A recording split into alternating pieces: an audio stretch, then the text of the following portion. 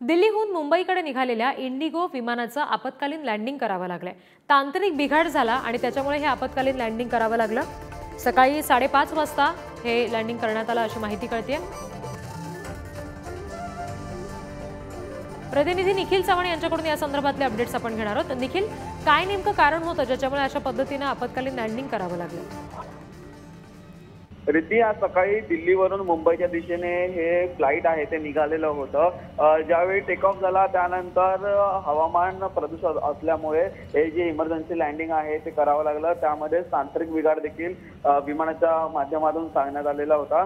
ज्यावेळी हवेत असताना विमान या ठिकाणी तांत्रिक बिघाड आहे तो जाणवला आणि त्यामुळे ही इमर्जन्सी लँडिंग आहे ती करावी लागली। त्यामुळे नागरिकांच्या मनात मात्र भीतीचं वातावरण निर्माण झालेलं होतं। काही जणांना श्वसनाचा त्रास आहे तो देखील या ठिकाणी पाहायला मिळाला, परंतु विमानाच्या पूर्णपणे जे काही कर्मचारी आहेत त्यांच्याकडून परिस्थिती आहे ती निभावून घेण्यात आली। त्या ठिकाणी नागरिकांना धीर देखील देण्यात आलेला आहे, परंतु त्या ठिकाणी असलेल्या प्रदूषणामुळे हे इमर्जन्सी लँडिंग आहे ते करावं लागलं अशा प्रकारची माहिती आतापर्यंत तरी पुढे येते। त्यानंतर आहे ते श्वसनासाठी देखील या ठिकाणी जी दूषित हवा आहे त्याचा कुठेतरी सामोरा आहे तो या ठिकाणी प्रवाशांना करावा लागलेला आहे आणि याचमुळे ही जी इमर्जन्सी लँडिंग आहे ती या ठिकाणी करावी लागलेली असून दिल्ली विमानतळावरती थोड्याच वेळापूर्वी एकंदरीत इमर्जन्सी लँडिंग करून सुद्धा प्रवासी सुखरूप ही सुदैवाची बाब म्हणावी लागेल। निखिल, धन्यवाद दिलेल्या तपशिलांसाठी।